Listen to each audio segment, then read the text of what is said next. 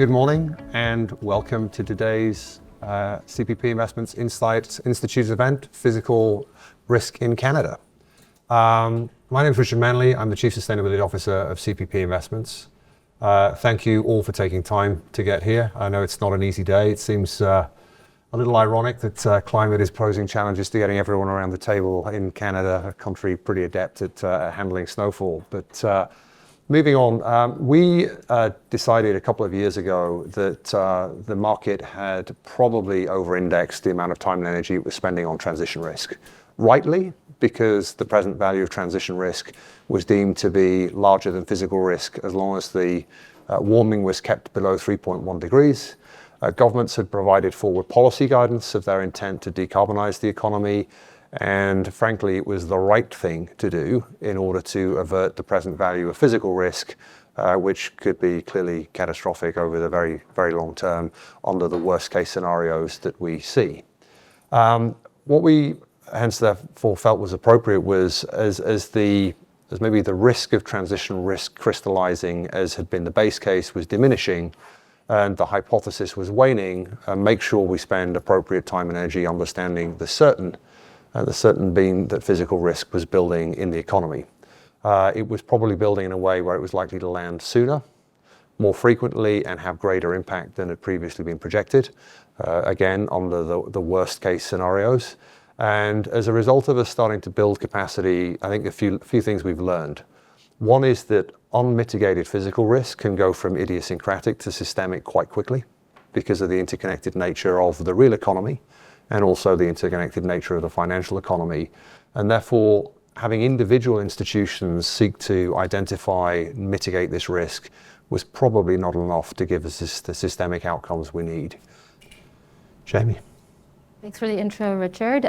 For those of you who don't know me, I work on the portfolio design and construction team at CPP Investments, and my primary focus is on integrating climate risk, physical risk included, into our asset allocation process. And so with that in mind, I'm really excited about today's discussion, which is all about how to identify and price physical risk from a Canadian perspective. Jonathan, for you first to help tee us up, there's still a perception that Canada is relatively insulated from climate risk. Like, how do you actually think about that within the context of long-term risk thinking, and what perils stand out to you when we think about Canada? Great question, thank you. I think the insurance and reinsurance space is not quite seeing Canada as that benign risk landscape. It's a vast country, and it has exposure to every single peril that we can think of. And last year, of course, is a perfect example. Wildfires, floods, hailstorms, and across the country from BC to Quebec. So we know physical risk, nat cat risk is exposed to all provinces, all perils, and that poses a very unique and interesting challenge for us, finding and understanding the evolution of those perils in this marketplace. So if we put in context last year, I think everybody's pretty well aware of what we experienced in the at least the insurance space. $9 to $10 billion of natural catastrophe losses, which is almost 3x fold higher than any other year previously. So it's really manifesting into a frequency as well as a severity kind of concern for us. Last year there was over three individual billion-dollar events, which is also quite abnormal. We've seen billion-dollar events in the past, but 3 in 1 year is staggering.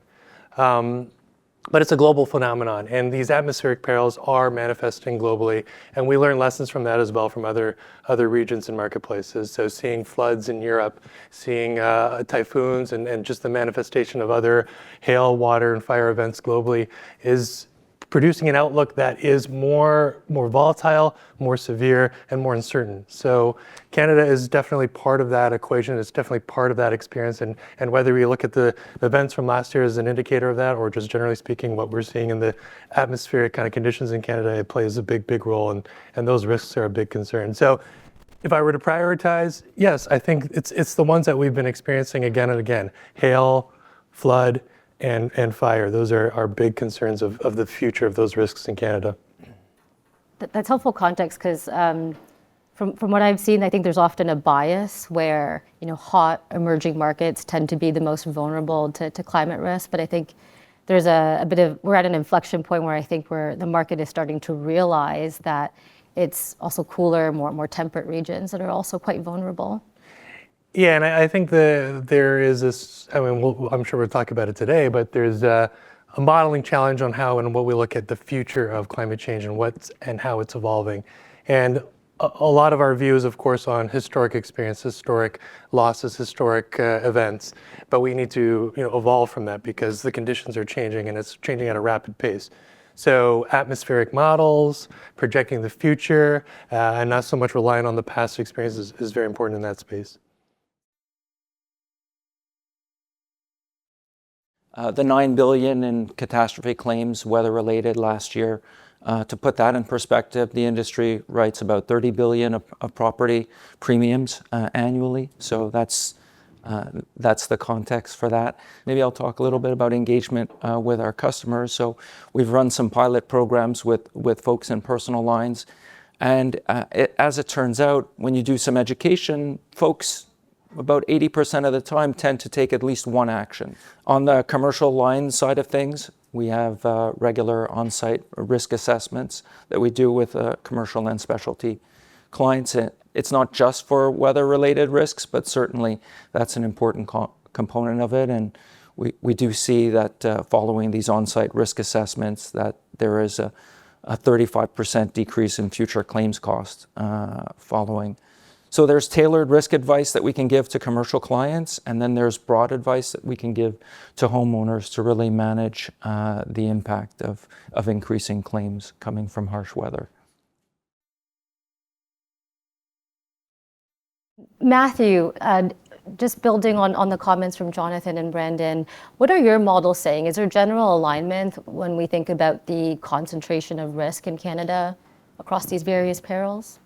Yeah, I think at First Street, one of the things that we do a little bit different is we are less focused on the historic events, and we're looking more at the climate-adjusted events for today, and then it's representing today's environment and then how it'll change in the future. So one of the things that we see is the correlation of events, meaning you can look at wind events in isolation or flood events in isolation or wildfire events in isolation, but how do you bring those together to look at what could happen to a portfolio of assets? So less from an insurance perspective, more so from a business operation. So we're thinking about business interruption, where you could have a flooding event in one province and then a wildfire event and a hail event, and how do all of those things compact and compound together to give you a view of risk across all perils. So very similarly, we're seeing the risk as something that is increasing over time, obviously.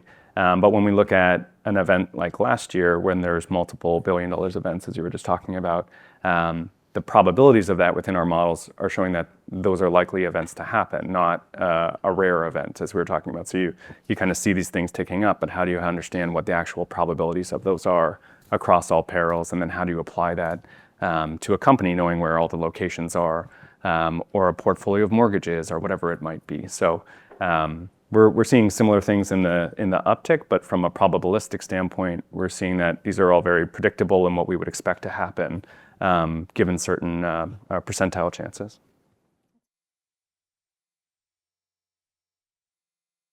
And Richard, this is a tough question for you, but just given what we know about the data, and when we think about building a resilient portfolio over the long term, how do we reconcile that with just the degree of uncertainty around physical risk?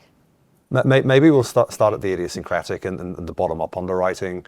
Look, I think one of the things we learned quite quickly, and this is what catalyzed a lot of the work that went into convening this, is when you think about how to decarbonize a business, it's a pretty easy workflow. It's like, what is the source of the emissions? What's the quantum of emissions? How much do they cost to abate?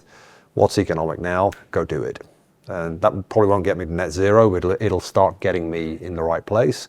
And then, whether technology gets cheaper, policy interventions are forthcoming, carbon prices rise, I understand the parameters. And I think one of the challenges we encounter very quickly with physical risk is that the natural place to start is the asset. And we can look at an asset, we can call you, we can get your colleagues around, and they can say, hey, this asset would be bulletproof if we just fix the stormwater management on the east side of the building. Okay, well, we can spend some money on a wall and we're going to be fine. And I think the challenge then is the risk within the company and within the investing team that, okay, that's managed. And look, maybe for some services industries that is managed, but as soon as you start to think about this as being in the primary sector of the economy or the secondary sector of the economy, and it is part of a vertically integrated value chain where I have dependency on the viability of customers' businesses, I have demand considerations and the feasibility of continuing to get to my customers, and then all of the straight line infrastructure that the value chain runs upon is very quickly, thinking I've nailed the location-specific risk, the physical risk. Risk's been a pretty erroneous false positive.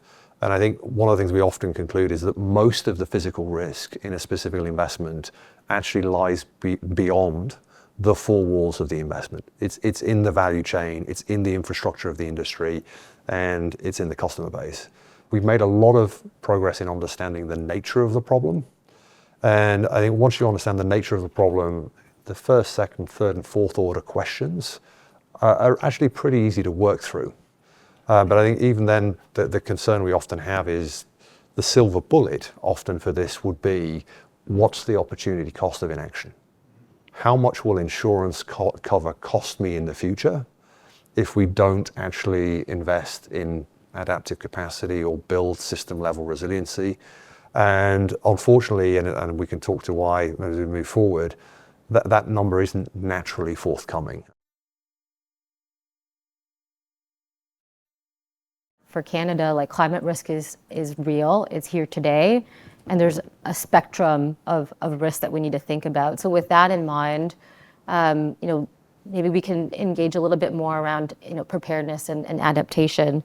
If we can imagine a future state where physical risk is efficiently priced and adaptation strategies are incentivized, what are the building blocks that we need in order for us to get there?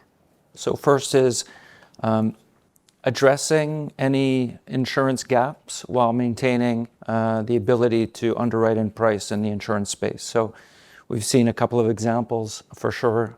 California, unfortunately, not a great example, where a lot of constraints on price, on insurance companies' ability to underwrite, and as a result, availability suffers. Folks just can't make money. They leave the industry altogether, and that's a real problem. So avoiding that, working closely with governments when availability issues pop up. I think flood is probably the best example, and that's an area where the insurance industry is engaging quite a bit with the federal government on solutions there. The second thing I would say is building for the future.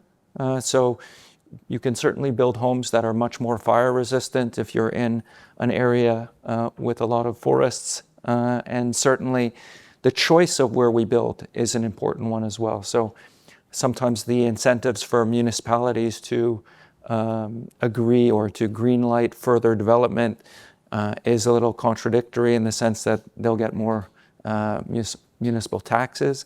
But if you build right in a floodplain, that's going to be problematic, and getting insurance could be challenging or very expensive. And then the last thing I would say is using nature and investing in nature as a first line of defense. So wetlands is a prime example.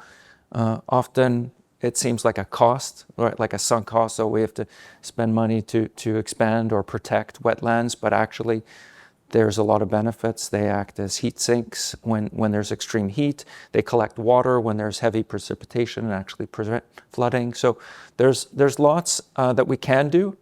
Just have to stop seeing some of these as costs and more as investments, because any dollar that we invest in adaptation actually brings back a much greater return.